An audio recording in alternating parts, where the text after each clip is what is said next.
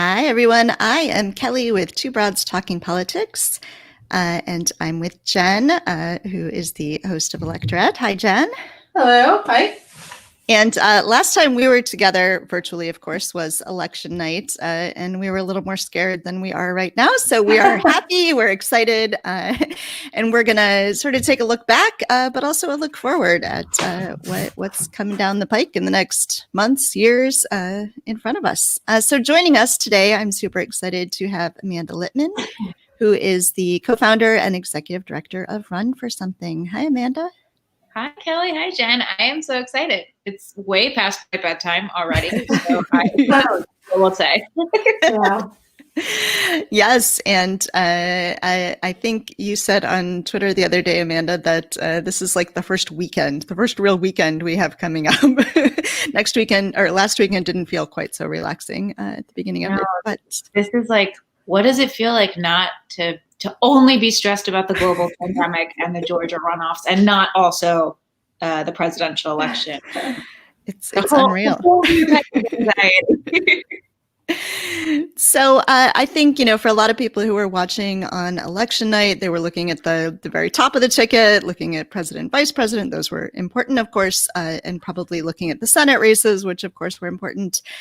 But you spent a lot of time thinking about what is way down from that on the ballot. Can you talk a little bit about, just for anyone who's watching who doesn't know Run for Something, what you do and kind of what the theory of change is behind Run for Something?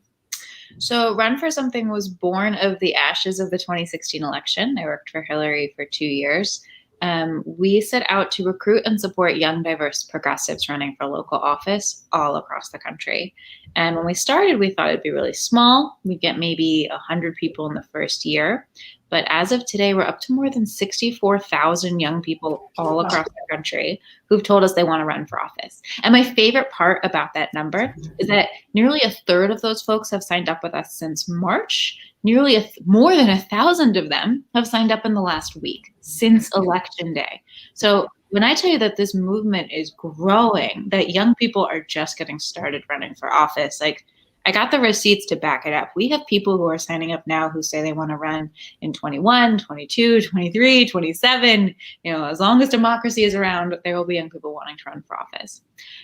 We really and exclusively only work with people running for things like state house, state senate, school board, library board, university board of regents, county and city clerk, judgeships, DAs, the real building blocks of democracy and of the democratic process. Because our theory here is that the more people we have running for these local offices in the more places and the more good people we have running, the more voters can see what it means to be a good Democrat running for office, and the more sustainable power we can win. Because these positions, as we know, have a direct oversight over things like election administration and affordable housing and the quality of our schools, which ultimately builds and builds and builds into power.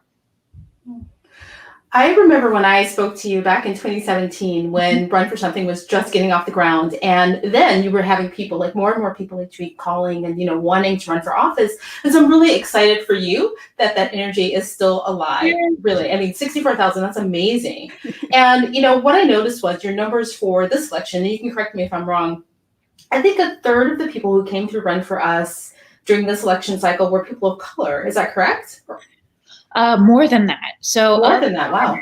Of our 525 candidates on the ballot this fall, about 56% are Black, Indigenous people of color, about 54% are women. And of our winners, it's actually closer to 60% who are people of color and about 55% who are women.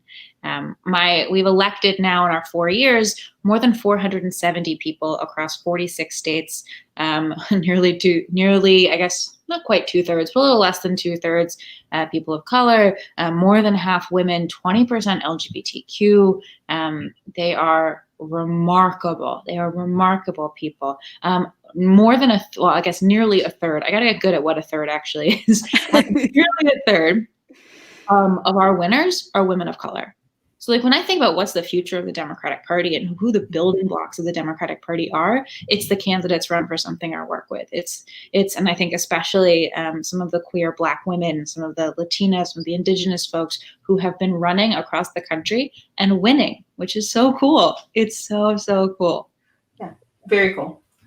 So one of my favorite things is when you talk about people who started down ballot, who, we see sort of moving up, maybe running for Congress now, but they started at a lower office.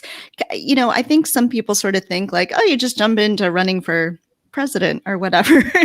But can you talk about that sort of journey that some of your candidates have already had, and run for something hasn't been around that long, but what it means to sort of start at a school board position or something and then move your way up? Well, the current Lieutenant Governor of Michigan, Garland Gilchrist, was a run for something candidate. In fact, one of the first we ever endorsed in his campaign for Detroit City Clerk. He lost that campaign, but was ultimately chosen by Gretchen Whitmer to join his ticket, which I think is her ticket, which I think is really cool because he has done an incredible job both in the state of Michigan, but also running campaigns to help encourage Black men to vote across the state. More directly, Jennifer Carroll Foy, who we worked with in her primary for Virginia State House in 2017, which she won by 10 votes shortly after giving birth to twins. She then flipped a seat red to blue in the Virginia State House, helped expand Medicaid to more than 400,000 Virginians, helped ratify the Equal Rights Amendment, won re-election, and is now currently running for governor. And if she wins in 2021, she will be the first Black woman governor in America. The position that Stacey Abrams should have had and deserves, but Jennifer's going to be the one. And I am so pumped for her. And I expect we will have quite a few others. The Run for Something has a podcast that I host. It's super fun. We have an interview coming out on Tuesday with Representative Anna Escamilla in Florida, in which I straight up asked her, Anna, are you thinking about running for governor in 2022? And you should listen to hear what she has to say. But I think it's the beginning of what our pipeline looks like, and it is more diverse and more progressive and bigger and broader than we could have imagined what it would be like 5 years ago.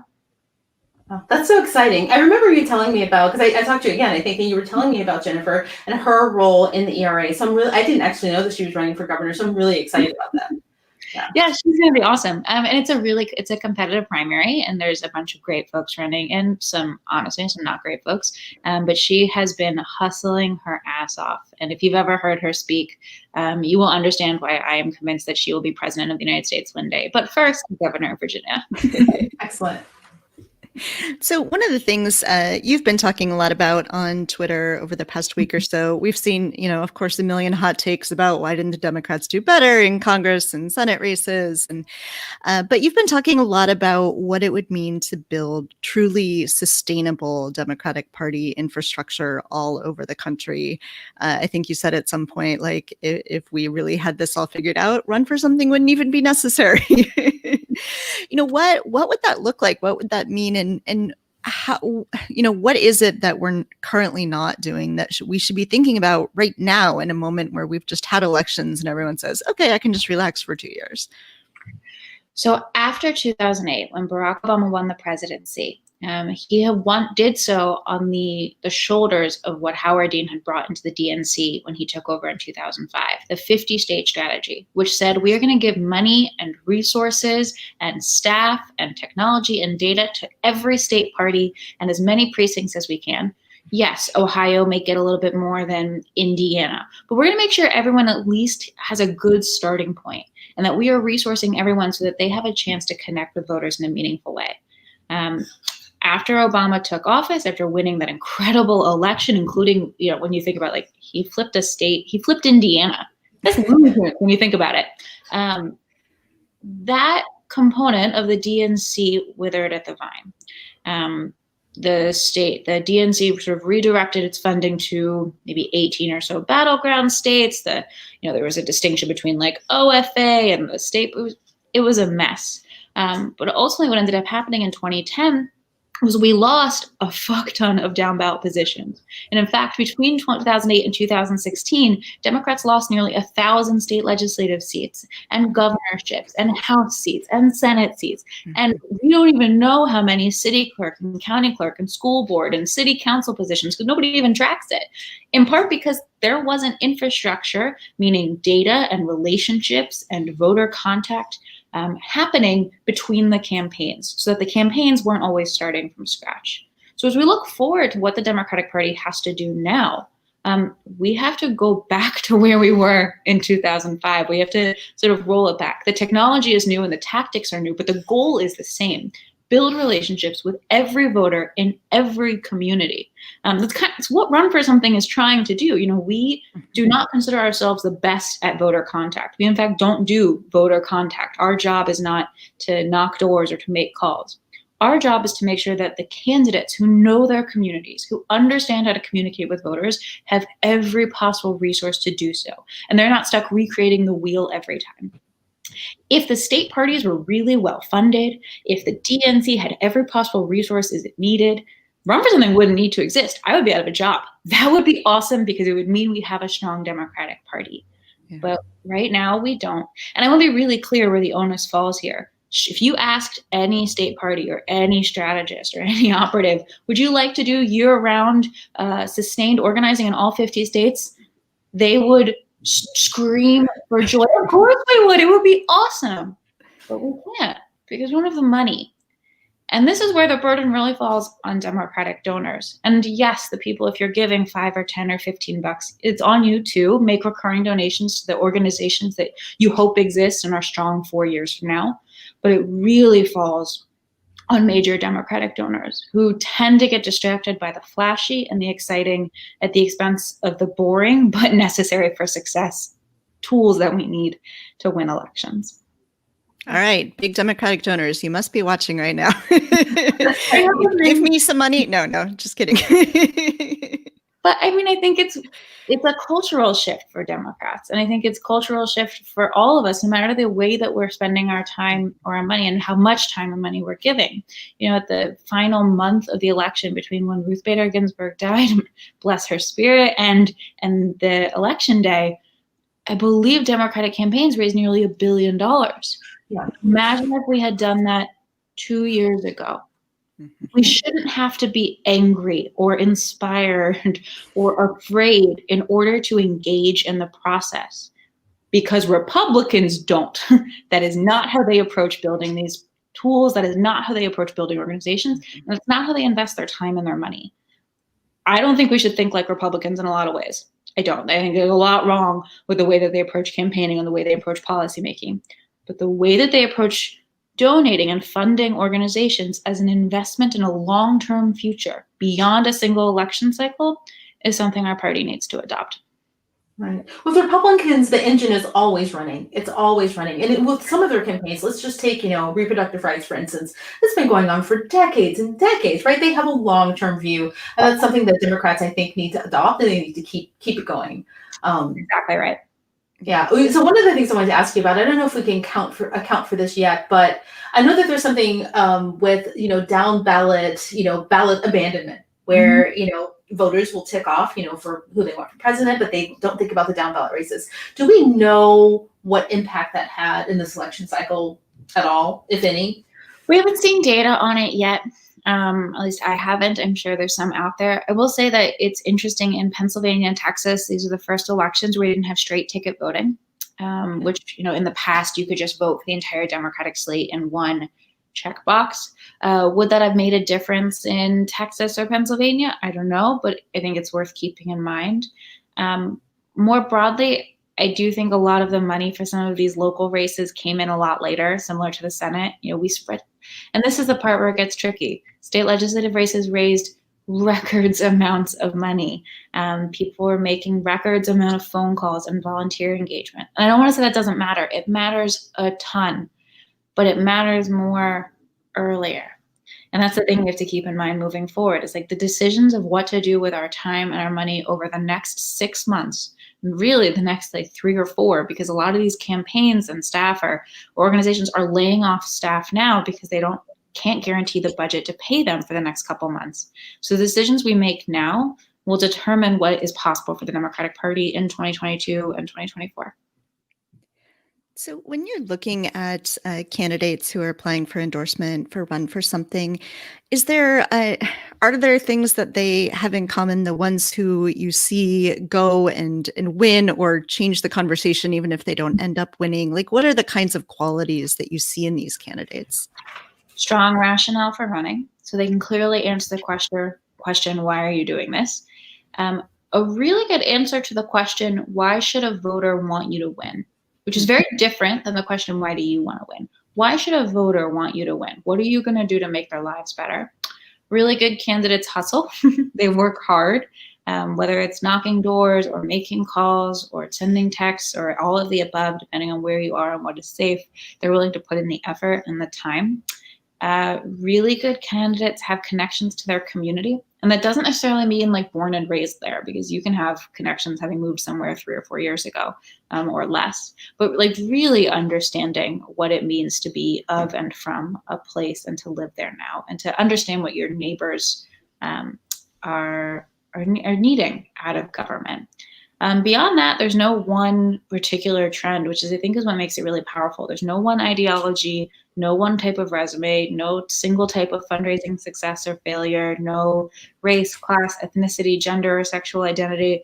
It's can they point to why they're doing this, and can they explain it to voters why it would benefit the voter? I like that a lot. So what is the youngest age? My 9-year-old is like really excited about running for office someday. And so I keep pointing out to him that the youngest people running for office are closer to his age than my age. We just elected Tony LeBronco, I think, in New Hampshire, who's 18, one of the youngest statewide elected officials there. A 19-year-old Armando Montero just won a school board seat in Arizona. We had a number of 20 and 21-year-old students run for state house in Michigan. There's a 20 or 21, I'm not sure how old she is right now. She's currently still a senior in college, Rachel Junk, who's on the Ames City Council in Iowa. We worked with about 35 or so Gen Zoomers, whatever we're calling them right now, who ran for office. I believe 6 or 7 of them won. Alex Lee, who ran for and won a seat in the California State Assembly, is 25 years old. He's the youngest ever member of the California State Legislature. California State Assembly seats are like the same as congressional seats in other states. A lot of people. He's the first openly bisexual member of the state legislature. He's a numbtot, which if you're on Facebook is like the group for, new urban memes for transit-oriented teen. It's like a meme group that's quite big for teenagers and 20 and 30 somethings. I'm in it. I think it's awesome, who love public transit. But it's like one of their own who ran for office and won a seat in California State Assembly, in part because he wants to help ensure that they're building stronger public transit infrastructure. Wow. That makes me feel so old, but I'm excited to see what they're going to do, right? Yeah. Yeah. Yeah. And what's the upper age limit for young people? Because I know that I don't qualify, but maybe some people watching too. So Run for Something works with people 17, 18, whatever the age limit is, wherever you are, up through 40. That's not to say that folks outside that age limit shouldn't run. You absolutely should. Run for Something just isn't the right group for you. You can use our resources. You can go to our website. You can join our trainings. You just can't get our endorsement. And I think it's really important to know why. One is that people earlier in their life, 18 to 40, and really chunking that out within those groups, face very different challenges running than folks who are later in their careers, for whom this is a second or third act in their life. Maybe they have some net worth or wealthy networks, or their friends or family. Their kids might be a little bit older. It's just like it's a different stage of life, and the challenges are a little different. The other piece here is that young people are dramatically underrepresented in government. Only about 5 to 7% of state legislators are under the age of 35. And it makes a difference in the tenor of conversation around things like housing and choice and climate change and any number of issues when you just have a different perspective, a different generational perspective in the room. Yeah, I feel like I don't know about state legislatures, but the generational perspective in the Congress right now doesn't even represent me. I'm in my early 40s and I'm like, they're all way older than I am. It is some real gerontocracy bullshit up there, huh? Yeah, yeah. All right. Well, Amanda, I know we kept you out past your bedtime to talk to us, and we very much appreciate it. It's always a pleasure to talk to you. So, Amanda, thank you. And I put in the comments, depending on where people are watching this, the link to run for something. And I would strongly encourage everybody to go and give some money to run for something, or if you're a young person yourself, go run for office. Go run for something. You guys. Thanks, Jen. Thanks, Kelly. And if you're the kind of person who watches this at Friday night, you should run for office. That's right. Absolutely. Thanks. All right. Thanks, Amanda. Thanks, Amanda. All right. So I think Tiffany is just joining us. So we'll get on with her in a minute. But first, Jen, how are you feeling? We last talked, as I said, a week ago or a week and a half ago on election night, and we were both pretty stressed, I think, by the end of the night. I think I was more stressed than everyone else on the call. I think, I was just thinking like, oh, this feels so familiar to me, like 2016. And it wasn't 2016, but that, that the trauma from that was still with me. And so it turned out, but it took a while. I think, when we were doing the live show on election night, I don't think that we would have guessed it would have taken until Saturday. That was a pretty long wait for me, at least. Yeah, it was. I mean, I think by some point Wednesday, I felt pretty good and was like, okay, we got this. It's going to take a while. But I did have a panic attack or two after that. But I mostly felt pretty good by Wednesday. But yeah, stretching out. And then, Georgia and Arizona just called today. Today, which I don't understand, because didn't Fox News call Arizona on election night? Election night, right? So that's interesting. I mean, I guess they were being overly cautious, and that didn't really help with the anxiety that I had around this. Yeah, yeah. So last thing before I think Tiffany's still getting her video on, but how did you react when, let's see, was that Saturday finally when Joe Biden and Kamala Harris finally got up in Delaware and spoke to the crowd? I don't know about you. I was in tears for Kamala's entire speech. Yeah, I was in tears. I think we were all in tears, right? Maybe not Republicans. Maybe they were in tears for other reasons. But yeah, I think we were all in tears. I mean, just the historic nature of her candidacy and of her nomination, and now her, being VP elect and soon to be vice president. I mean, she ticks off so many boxes. She's the first woman vice president, the first Black woman, and the first South Asian woman, right? The first woman of color. She just ticks off so many boxes. And she's the the daughter of immigrants, and I'm just so excited to see what she's going to do. I think one of the things I've been talking to a lot of people about her, and what she means to this ticket. And, the thing is that, like I said, she represents, something different for a lot of different people. But I think that I have never seen in my lifetime the kind of partnership that between a VP and a president, right? They seem to be more, like equals rather, So it's really going to be interesting to see how she influences his presidency. Yeah, I'm excited. So I am going to add Tiffany to our stream now. Hi, Tiffany. Hi there. How are you? Great. Hi, Tiffany. Hey there. How are you? Good to see you. Thank you. So Tiffany is the CEO of ReflectUS, and that's a nonpartisan coalition of women's organizations that focuses on increasing gender representation for women in government, which is great. We need that right now. So thank you, Tiffany.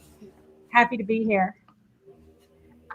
So how are you feeling? We were just talking about our feelings between, last Tuesday, election night, we did that live election coverage show, and then between Saturday. How are you feeling about everything? And did you watch the Joe Biden and Kamala Harris's speech on Saturday night? I did. I think that I'm feeling pretty excited and elated as well, I shouldn't say we all are, as many of us are, and particularly I think as we all are in the women's representation movement. Clearly, this is a historic event for all of us, no matter what your political leanings are. So feeling really happy about that. I think sort of just being in this work, also very aware that, not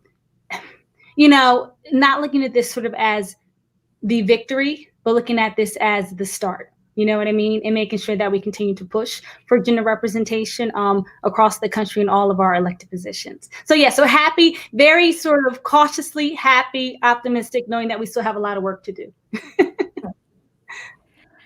I think as a young girl, it would have made an enormous difference to me to see a vice president who was a woman. I mean, it made an enormous difference to me watching her give a speech, even at my age, but thinking that it took, my entire life to get there, and thinking about what that would mean if I had seen that as a little girl, if I had known that was something you could grow up and be. Do you expect there to be in the near term and the much longer term an impact on the number of women who are thinking about running for office, who look at that as a possible path in their lives? Right. I think honestly, Kelly, we're already seeing that, right? So even in this election cycle, there was like a 50% increase of women of color running for Congress than in 2018. And I mean, that was meant to be the year of the woman. So we're seeing like a huge uptick, like this election cycle alone on both sides of the aisles. We've seen women running and winning. We had the first Native American women now in Congress reelected. I believe it was out in Tennessee, which had been like an all-male legislator. You have the first woman who happens to be a Republican elected to that body. So I think that the trend has already begun. But I do think you're right that having Kamala there is really going to, what we hope is accelerate the work that all of us have been doing for years and that we're beginning to see. I do think that, that quote that she talked about, right, that she's the first, but that she won't be the last. I just think that was just so resounding for all of us. And to your point, especially to the young girls and the young women that we're watching. So yeah, I do. Yeah.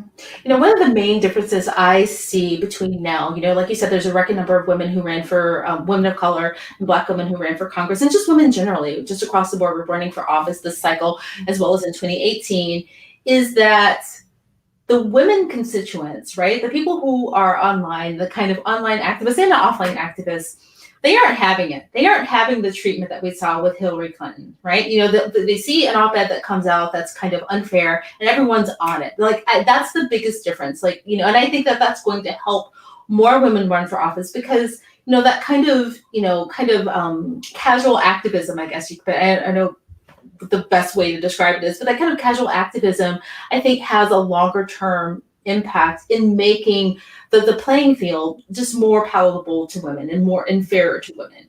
I mean, that's something that we see a lot, right? It's sort of so when women run for office, there's lots of barriers that they face that men don't. One is sort of, fundraising and sort of like networks and not having those type of financial networks. A lot is also imposter syndrome, just feeling like, no matter how much qualifications a woman has, she still feels like she's not qualified enough. With the man, if you ask him to run for the first time, he's like, I should have been, ran and I should be president by now. You know what I mean? So all that, but even sort of how women get attacked, a lot of times it's very personal. A lot of times it's very sexist. A lot of times, if it's a woman of color, there's racism tinged in that.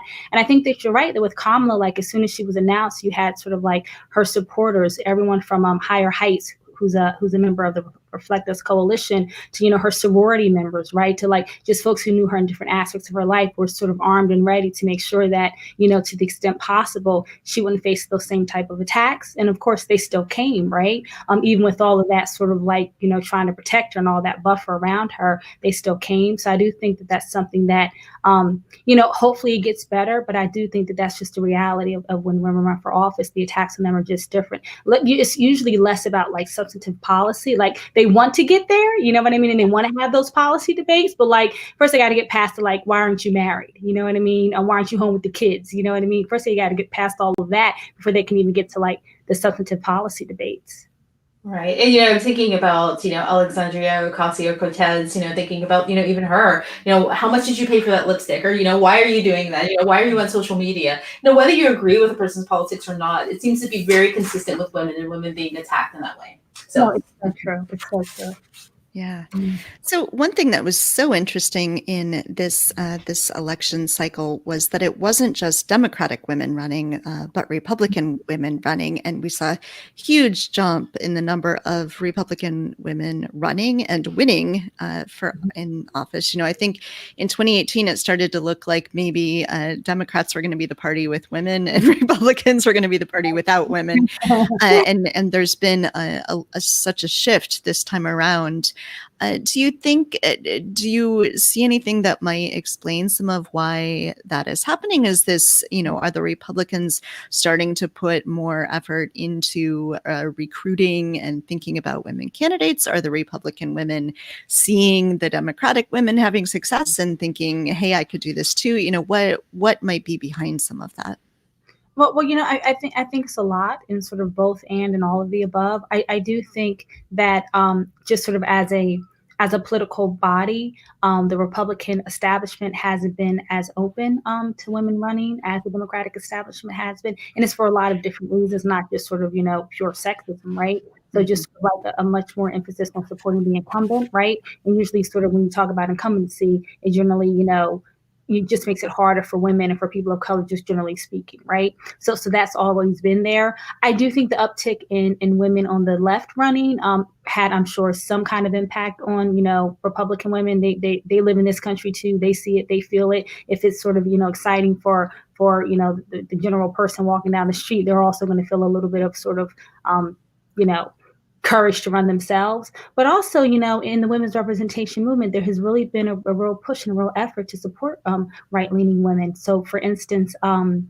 WPLN, which is one of the members of ReflectUS, they solely work with right-leaning women, right? I mean, they'll work with anyone, but like they're the organization in this country, like supporting right-leaning women, training them, providing networking opportunities for them. So I just think that on the Republican side, there's some very smart, very aware women on that side, and that they're beginning to kind of see how the pendulum is swinging, and they are, in a very concerted, very intentional way providing support to those women. So, so I think, that you're going to see more Republican women running, and for me, no matter what side of the aisle you're on, that's a good thing overall, because when you see women in leadership, in political leadership, they tend to introduce far more bills than men do, right? A lot of the bills that they produce really do impact women and impact the family, right? And then they're also more prone, to some extent anyway, to sort of reach across the aisle to get deals done. They're there to work, you know what I mean? So I just think that as we think about increasing gender parity in politics, the more women we have running on both sides of the aisle, the better.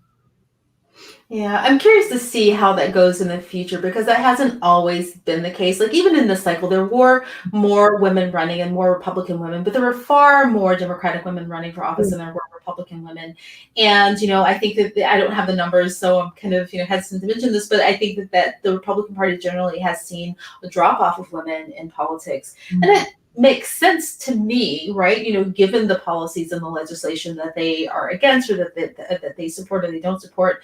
Reproductive rights is one that comes to mind, and the Equal Rights Amendments, a lot of those things. I mean, the fact that the country, like generally, more women support access to reproductive health than don't, right? So I would imagine that it would be harder to find women to run for office as Republicans, just because it just doesn't. It's just not a logical position for them to be in, really.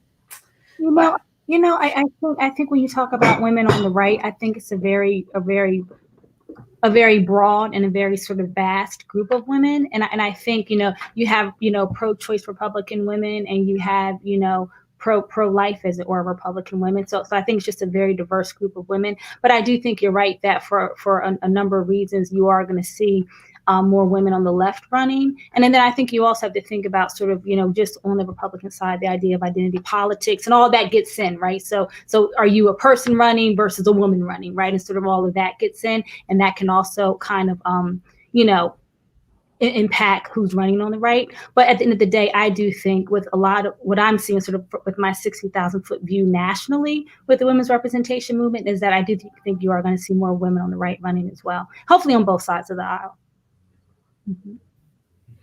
So, Jen, you just mentioned a little bit ago AOC and, how much does lipstick cost and stuff. And it's been so interesting watching Cori Bush, who's a newly elected representative from Missouri, talking about what it's like for a woman who doesn't come from wealth to suddenly have to be in Congress. And how do you get clothes? It's a lot easier for a man, right, to pick up a suit off a rack somewhere and, just get the cheapest one you can find and look professional. But what does that mean for a woman?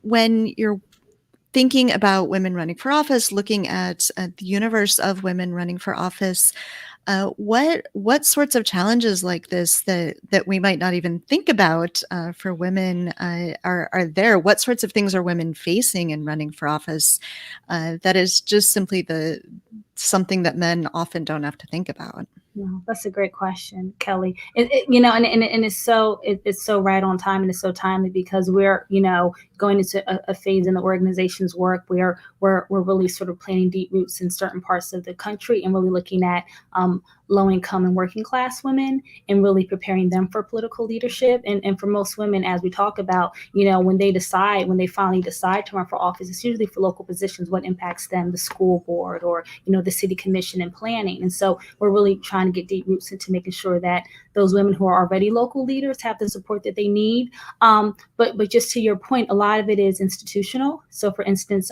when you're raising campaign funds, a lot of people don't know this, but campaign funds can be used for a lot of different things. But one thing that it can't be used for federally is for childcare, right? So like, who's that going to really impact, right? If you're out knocking on doors and if you're out leafletting, like who's watching the kids, right? And by and large, it's going to be the woman, right, where that responsibility is going to fall on.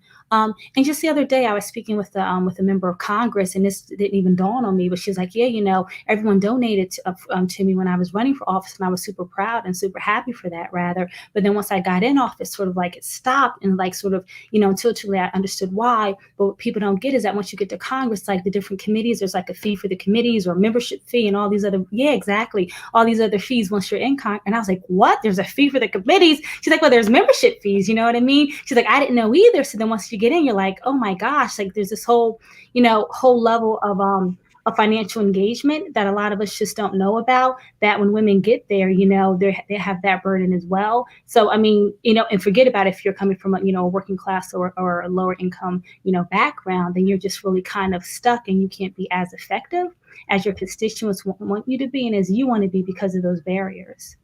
So a lot of it is institutional, right?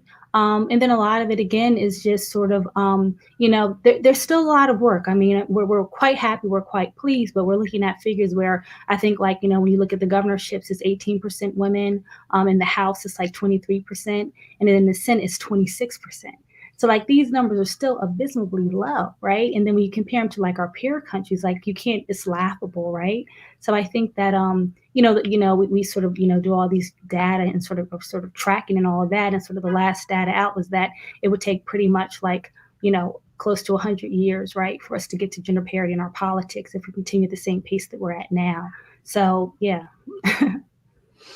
Yeah, I think one of the things you and I talked about, Tiffany, when you were on the Electorette was, and forgive me if you've already mentioned this, but childcare costs, Yeah. right? I mean, that's a huge one that isn't covered, that you can't actually use for your campaign contributions for. And that would like cut out lots of women, especially, people, single parents. Exactly. No, it does. And there's this amazing organization called Vote Mama, and they're working on that. So they're trying to basically work to get childcare costs like across the country and campaigns covered with campaign funds. And then the other thing is that so a lot of us think sort of the up ballot, right? Sort of like the Congress, the Senate, of course, the VP president. But if you think about like the down ballot races, right? So like the city council, the planning commission, which really impact everyday lives. A lot of those positions are volunteer, right? So that's the other thing, there's no salary with those positions. So again, if you're a working mom, if you're, a working class person, like to take on those positions, a lot of times they're unpaid. So we are announcing a fellowship program, really targeting, working class women. And a part of the it's going to be a year-long training called It Begins Here. And a part of that training is going to be with Electorette, who does amazing financial work really geared towards women, and also just talking about like financial literacy and just sort of financial stability as a person, as an individual, and then when you're running your campaign and hopefully once you're elected. So Tiffany, if women are watching this and thinking, okay, I'm ready, I want to run for office, what do they do next? Well, please, reach out to ReflectUS. We're a coalition of the 9 leading women's representation organizations. And we run the span. We serve about 100,000 plus women in the country, everyone from right-leaning to left-leaning, college students to older women, African-American, Latina, Asian, of course, white women, the whole gamut, basically. So we got something for everybody. Reach out to us. You can find us on our website at reflect.us, on Instagram at reflect_US, and Twitter at reflect_US. And we would love to have you as a part of the movement, and we would love to support you in your candidacy. All right. Well, thank you, Tiffany. Thank you so much for joining us. Enjoy the rest of your Friday night. Yes. We're clearly fun and exciting Friday night people here. All right. Bye, Tiffany. Thank you. Thank you. I didn't even have wine this time. The last time I had wine, but that was election night. So that was Yeah, so we're gonna bring Meagan on in just a second, and yes, after this, I'm going to reprise my Kamala cocktail that I drank on election night. What is that again? So it had Jamaican rum and Indian mango liqueur and pineapple juice and seltzer water. Yeah, and you drank that while we were doing election coverage, and you were fine. And I was, and we won. So yeah, there you go. Yeah, that's the Kamala cocktail. You should post that on the web if you haven't already. You should post it on your website. Yeah, it's really not that great, but I still have all the ingredients, so I'm just gonna have some more. All right, so Meagan, hi. Hi, thanks for having me back. Nice to see you guys. Yes. So Meagan Hatcher-Mays is the director of, I want to say director of democracy, but director of democracy policy for Indivisible. I'm working on it. I'm doing my best. Direct democracy. Make it happen, Meagan. well, we're getting closer, inching towards democracy. Yes. So I think, we all last weekend sort of breathed a sigh of relief and went, okay, yay, great, everything. And then I assume you guys were the same way I was, like, okay, now what do we do? How do we make 2022 work? Mm-hmm. So talk to us a little bit about, I think so much of the past 4 years has been a reaction, right? Has been sort of, we know who we're against and what we're fighting, and that's what's driving a lot of what we're doing. How do we now sort of switch gears, think about ourselves not as the resistance, but as, whatever the new word is we're going to use, and try to really move forward and get democracy flowing all over the country? Yeah, it's a good question. I think we all took a few days to just vibe, just be like, I'm just vibing. Like, I don't want to worry about the Georgia runoffs. I just want to vibe. And so that's kind of what we did. We had a few days of vibing here in DC, and I'm sure where you all are, there were like parties in the streets, like, spontaneous champagne bottles flowing in the streets of DC. So that was a lot of fun to just vibe a little bit. But I think, pretty quickly, I think people are like, okay, well, the vibe was fun, but now we have to figure out what we're going to do over the next couple of years. And actually, frankly, for the rest of our lives, because there is no kind of like going back to this pre-Trump era where we sort of just, for lack of a better word, we just vibe and we just don't really worry about what's going on.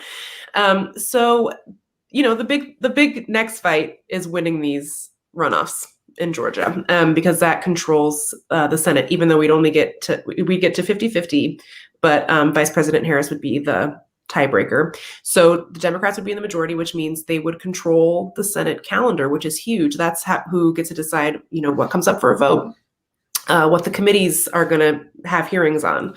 If you want hearings on Hunter Biden's laptop over the next 2 years, then sticking with Republican control would be great. If you want to, like more Hillary Clinton's emails. I'm not really up to the bottom of that one. We'll have to check. But if you want hearings on, stuff that matters, like COVID relief and how to fix our democracy, and actually getting to the bottom of a lot of the corruption that the Trump administration did, even after the fact, it's really important to have a full accounting of everything that happened over the last 4 years. Then we're going to want to win these runoffs. It's going to be really critically important. Judicial nominations, all of that matters. So that's the big fight over the next few weeks. And if we win those runoffs, there is a lot we can do, even though the margin is so thin. And we've already got some really unhelpful Democrats saying that they don't want to get rid of the filibuster. They can say what they want now, but I don't think Joe Manchin wants to be the sole reason why Joe Biden is not able to get anything done over the next 2 years. So we'll just have to keep talking to him about it. After we defund his butt, like he asked us to. Defund his buns. He asked for it. I don't know. So that's going to be really, really critically important because there's so much that we can do. I mean, like really everything's on the line. HR 1, really great pro-democracy bill that has tons of democracy reforms in it. A lot of anti-corruption measures that kind of get at some of the worst of Trump's behavior. That bill addresses and tries to remedy a lot of those things. And we can do that with a Democratic majority in the Senate. If we don't get that, it's not like we all just curl up and die. We keep fighting. I think we spend the next 2 years really pushing big ideas. I mean, I think there's this kind of internal fight going on with the Democrats right now. Some of the more moderate ones think that the reason that we lost seats in the House is because of defund police and because of Medicare for all. Obviously, I don't agree with that assessment. I think that actually some of the more moderates who supported Medicare for all in particular won their races because it's really important to have principles, have big ideas, and then stand by those big ideas. And so that's what we're going to do over the next 2 years, regardless of who wins control of the Senate, is really start to paint a picture of what this country can be, with a better court system, with a democracy that actually for the first time ever works for everyone, not just white men, that actually works for everybody. We can do all that stuff if Democrats stop acting so scared of what is possible. So that's what we're going to do regardless of what happens in Georgia, but we really gotta win Georgia, guys. It's really important. We do have to. I mean, but the thing, I was just thinking about what you were saying and thinking about the fact that, possibly if we don't have, those 2 Senate seats, possibly we can get some things passed, but those, let's just take, COVID relief, for instance. If we get anything passed, it's going to be much smaller than people actually need because we'll have to make so many compromises, right? And so we absolutely need those seats. But I've been thinking a lot about the conversation that we had a few months ago about DC statehood, right? I can't stop thinking about it since we had that conversation. It's like, well, if we got those 2 seats and we had DC statehood, like everything would be on the, That's right. But I guess we actually need the 2 Senate seats before we can think about DC statehood or Puerto Rico, frankly. Like that would be amazing. Yeah, that's totally right. So basically what's happening right now is that our system was designed badly. It should not be the case that Democrats win millions upon millions more votes and the best we can do is a 50-50 split in the Senate. That is evidence of a poorly designed system. Well, actually, it's evidence of the system working as designed, which is to give a lot of power to a sort of shrinking ideological minority of people. I mean, that's the way the Senate was designed, was to give a lot of political power to the southern states to, frankly, to protect the institution of slavery. And that legacy continues. That's why these states with very few people who live in them get as much political power as like California. So Democrats, we actually are the majority party. It's hard to tell if you just like look at the raw numbers in the legislative branch, but we actually are the majority party. Progressives make up the majority party in this country, but we're not able to govern as the majority because of lots of factors. One is just by design. The other is like, voter suppression, gerrymandering, all that other stuff too. It's all part of the same problem. But to get DC statehood would finally start to unravel that bad design and start to build up something new that could actually be representative of, it would be amazing for DC. I live in DC. I would love to have a say in who sits on the Supreme Court and how my tax dollars are spent. I currently do not. But it's not just for pure self-interest. This really makes a difference for the whole country. There are 700,000 people here who have no representation. And our city is like a microcosm for how this country actually works. How this country actually looks. This is a majority non-white city, very dense, very urban, just like most places that most people live. Most people live in a place like DC in this country. So that's going to be critically important as far as like having a democracy that works properly means representing everybody.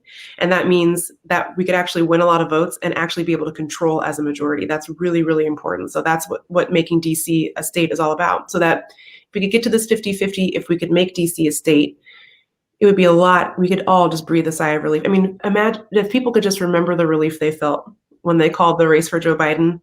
It could be like that all the time. You wouldn't have to freak out every 4 years praying for control of the Senate because we would just feel a lot more comfortable with the margins in a situation where DC had representation in the Senate.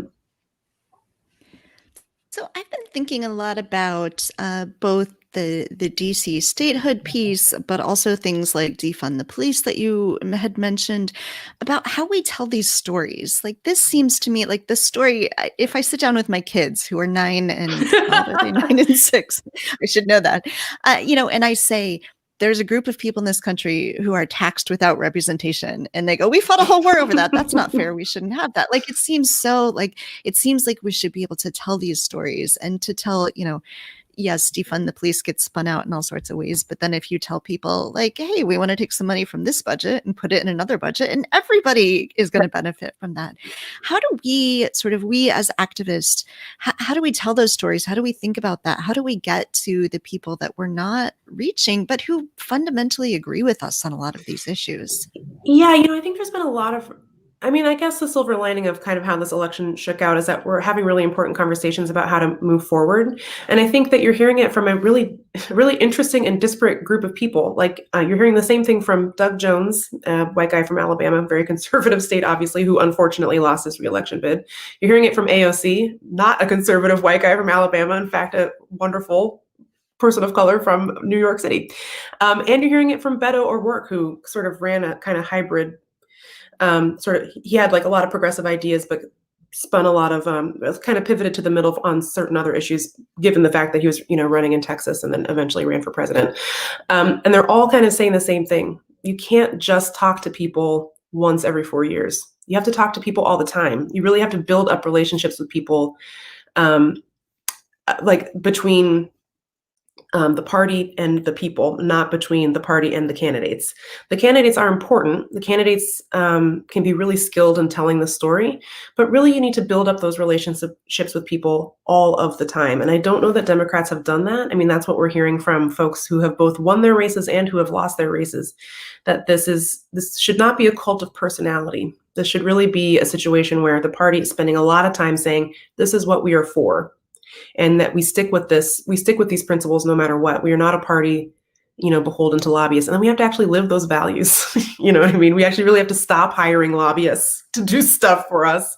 And we should, put support behind the best candidate who has the best ideas and the person who can kind of stand up to sort of bad faith attacks. They're going to call us socialists regardless of what the Democrat says. So you need to have a good person with good principles who can stand up to those bad faith attacks. And we need to spend a lot more time in like the off years building up relationships with people to counteract a lot of the, nonsense that people hear the rest of the time, that we're not talking to them. Yeah, I wonder if do we want to wade into the defund the police debate? Because I agree with you in that it doesn't really matter what we said. They were going to, we call it spin it to be kind, but they're really just lying, right? They're really just lying about this. So it doesn't really matter what we called it, but I do think that the name made it easier for them to lie. They were going to lie anyway, but the name made it easier for them to lie. And I remember trying to explain to people what defund the police actually meant, policy wise, and they just kept going back to, but it means defund, right? And it didn't help that I think that, as a party, there wasn't really a clear message a unified message about what it meant. You had op-eds saying it actually means abolish them. And you had op-eds saying, it doesn't actually mean that. So we didn't really have clarity as a party around what that actually meant. And so I guess my point is that, we need some clarity around any message that we have and some cohesion as a party. And then secondly, as far as the people who were saying, like, oh, this hurt my campaign. What was I going to say about that? I think it would have hurt their campaign regardless, because it doesn't matter what the message was. The Republicans were going to lie about what Democrats were pushing. Yeah, I think it's a situation where, in this particular situation, I don't think the evidence really backs it up. I just don't. I think there's a lot of evidence to actually show that a lot of the behavior that the police engaged in over this last summer during the George Floyd and Breonna Taylor protests actually encouraged a lot of people to register to vote. There's a huge spike in voter registration because people do not agree that agents of the state should be able to behave without any consequence at all. And right now, that's kind of what our system allows the police to do. And I think that the defund message is actually a good one, which is to say, and AOC has said the same thing, which is to say the root causes of poverty are a lack of a social safety net. So if you were to, which then, eventually leads to crime, which creates the cycle of police intervention, which is ultimately unhelpful because the police are not trained in de-escalation. And frankly, even if they were, still really not the first person that you would want to call in a situation where somebody's like, say, having a mental health crisis or some other thing. There should be some other alternative in situations like that. And so if you can have that conversation with people where you're like, what we want to do is prevent the need for these sorts of interventions with law enforcement at all. That way we're not having these sort of needless deaths. And it got spun up into this other thing where all the Democrats are Antifa who want to do anarchy all of the time. And, that's not helpful. I don't know that there was any way to avoid it because, Fox News works harder than the rest to kind of invent these crazy narratives. But then again, that goes back to the idea of that's why person-to-person contact, regular contacts with voters in every state, not just, I don't even want to say key states, 50 states. We should be having these conversations with people and building up infrastructure in those states because, Florida is a good example of this where Joe Biden did not win Florida, but the $15 minimum wage won by a massive, massive margin. We should own the economic justice lane and we're not because people don't trust Democrats specifically because they only ever hear from us in presidential election years. And that's really got to change. Yeah. That I think counteracts this, whatever they're hearing on Fox News about anarchists and Antifa and the police and all that stuff. If they can just be like, you know what, that doesn't really track with what I know from the people I talk to regularly who want to improve my economic situation by ensuring I make a living wage.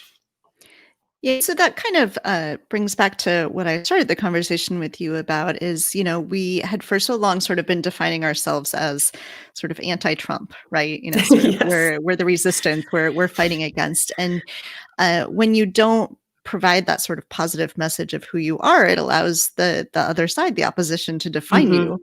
So how do we then, looking at 2022, we know that midterm elections are always tough for the party that has the presidency. We have this tiny, tiny little margin in the House right now. Even if we get the Senate, we're going to have a tiny little margin in the Senate. So how do we define ourselves? How do we tell that sort of positive story of who we are so that we can win in 2022? Really, really good question. I think, my perspective and the perspective of Indivisible is governing boldly. We might not win every fight, but it's really, really important not to. It's a classic Democratic, big D Democratic conundrum, negotiating with yourself before you've even talked to your opponent. So I think what's going to be really, especially during this lame duck, this transition period, already Mitch McConnell is working the refs. Already Mitch McConnell is going to the press and saying, well, hey, if Joe Biden wants his appointees, he better pick somebody moderate or conservative. That's the only way he's going to get him through my Senate. First of all, it's not his Senate yet. And second of all, Joe Biden doesn't need to do that. Joe Biden should pick good people, govern boldly, and force the fight. That's what I think people want to see, is that Democrats are not negotiating with themselves. Democrats are not rolling over. Democrats won a mandate in this election. And like I said before, you wouldn't know it looking at the raw numbers in the legislative branch, but we won millions upon millions of more votes than Republicans did, and we should act like it. So Joe Biden should put forth no corporate lobbyists. He should put forth no centrists, no Republicans. He should put forward strong progressives with a commitment to progressive principles, and he should use whatever he can at his disposal to get these people confirmed. That's just on the nominations piece, but there's a lot he can do through executive order. I think, Jen, you're right that a lot of legislation that we might want to get passed, there is going to need to be some compromise there, particularly on, COVID relief and stuff like that. But that doesn't mean we have to start from a position of compromise. We should shoot big. We should aim big and try to get what we can. The compromise position should never, ever be where we start with. And there's no reason for us to, because we are the majority party. Joe Biden is going to be the president. Do you know what I mean? So that's what I think people want to see, is not the sort of mealy mouth kind of pivot to the center that I think we've seen from politicians in the past. really want to see a lot of bold leadership, both from the Biden administration, but also from allies in the Senate and the House, so that people can see, you know what? I have now seen a vision of what this could be, and I can see that the party that's blocking it from happening are the Republicans. And so if I want to improve my options here, I have to increase the margins for the Democrats in 2022. And we have an opportunity to do it. Pat Toomey is blessedly retiring. He will not be running again in 2022. Lots of great elected officials in Pennsylvania. I think folks have seen over the last couple of weeks, John Fetterman, absolute delight, Josh Shapiro. There's lots of great people in Pennsylvania who might run for that seat. And Ron Johnson, one of the worst Republican senators in the Senate. That's saying a lot. There's a lot of really bad ones, but he's one of the worst. He's in Wisconsin, and he's also retiring. So we have an opportunity for 2 pickups. We can really increase our margins in 2022, but Democrats can help us win in 2022 by going big. It will really help a lot, because it's really deflating to just be like, well, I guess we'll just do whatever Mitch McConnell wants to do. That's not very inspiring. No, I think we should also clone Sherrod Brown so that he can run for the second Ohio seat too. He's great. Yeah, he's great. Yeah. Big fan. Yeah, I have this dream that the House Democrats, I mean, we'll have a slim majority, so I don't know if they would do it, but should pass marijuana legalization and then force it to Mitch McConnell and say, okay, what are you going to do? Everybody loves wildly popular. I was going to say, everybody loves money and weed. So increase the minimum wage and legalize marijuana. It's a cakewalk in 2022. All right, Democrats, if you're listening, we've solved it for you. Yeah. So how does everyone get involved with the work of Indivisible, get going on flipping these 2 Senate seats, and then everything that happens going forward? Yeah, super exciting. So definitely go to check out our website, indivisible.org. We're on Twitter, Facebook, all that stuff. You can find a group in your area if you want to. If you have never joined, that's fine. No judgment. You can still join. This is not just Kelly, like you were saying, this is not just about resisting Trump. This is now a lifelong commitment to building up a democracy that works for everybody. And we really do need all hands on deck. This is about now playing offense instead of defense. This is actually a really exciting moment for us all of us who have spent the last 4 years just fighting and fighting and fighting. Like, we still have to fight a lot, but this is a really exciting opportunity to be proactive, be on offense for some of the priorities that we want. And it all starts at indivisible.org. You can join a group and you can check out what we're working on. We've got a ton of resources on the sorts of legislation and the different priorities that we want to be pursuing in 2021, regardless of what happens in Georgia. Lots of big ideas that we want to fight for. Statehood. Yes. Statehood, yes. I'm waiting until the Georgia Senate race is done because I don't want to, make it all about statehood for DC. But then I am like all on board, like nothing else that I'm going to talk about for the next 2 years. I'm all on board. Hop on board. Hop on the statehood bus. I was thinking about what my priorities would be, once we get past the inauguration. And first of all, obviously the Senate runoff races, that's priority number 1. But the first is to, reinstate the Voting Rights Act, right? Like that's number 2. And then the third thing for me is DC statehood. So totally. Yeah. I mean, there's no other way to fix the Senate. If you want a Senate that actually represents the majority of the people in this country, you have to add some states to the mix, and DC should be the 51st. We're ready. Agreed. Everyone should also follow Meagan on Twitter because she has the best handle of everyone on Twitter. Yes, I am at Important Meagan because I am one of many important Meagans. Well, actually, not all Meagans are good. There are very, very few of us, but it's like me, Meagan Thee Stallion. We're the 2 good Meagans, but she's Hot Girl Meg. I'm at Important Meagan. Awesome. All right. So in 1 short hour, we solved all of the Democratic Party's problems. Yep. We got everything done. We are ready to go. Everyone's got your marching orders for the next year, 2 years, 5 years, 10 years. Yeah. So perfect. Yeah. Problem solved. Thanks for having me. That was so easy. I know, right? We just got to get a bunch of women in a virtual room and we solve it all. Great. There you go. Fantastic. All right. So Meagan, thank you for spending part of your Friday evening with us. It was anytime. Great to talk to you again. Thanks, you guys. Thank you, Meagan. All right. Bye, Meagan.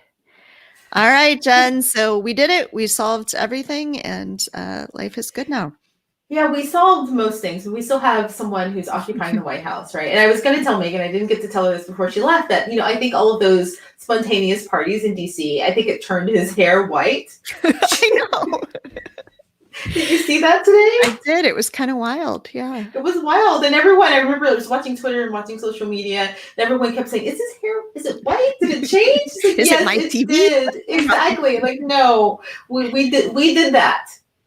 Yes. We all did that collectively. Yes. Yeah. All right. And tell everybody how they can catch more Electorette.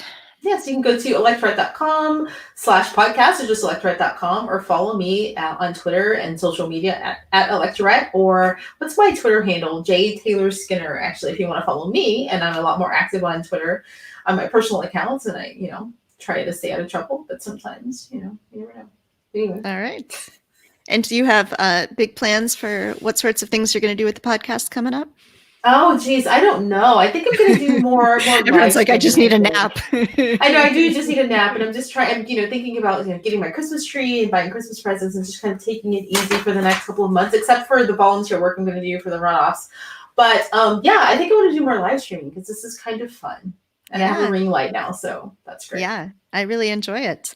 Yeah. So yes, everyone can catch more Two Broads Talking Politics at twobroadstalkingpolitics.com, at Two Broads Talk on Twitter. I am at Feminist Kelly on Twitter, but I talk way more on the podcast account, so you can catch me there. And yeah, we're gonna. I think my 9-year-old very often says he wants to do things and then doesn't quite get to them. But he and I are going to do some more Teddy Talk episodes.